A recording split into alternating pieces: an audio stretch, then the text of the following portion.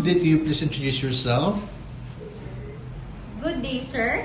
I'm Hannah Joy Darang from Marariga, San Manuel, Isabela, 31 years old, married, with 6 years old son.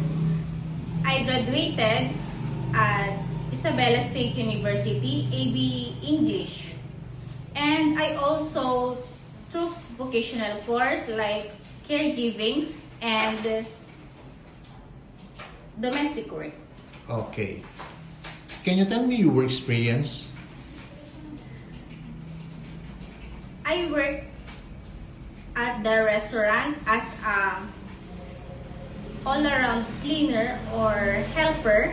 I serve customer, and also I serve one couple and one adult. I will cook, and I am cleaning the area, wash dishes, and maintain the cleanliness of the area. Okay. What is your message to your future employer?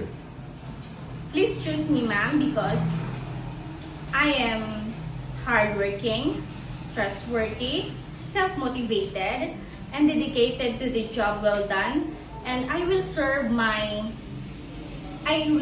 you with all my heart and strength, and I will finish my contract. Okay.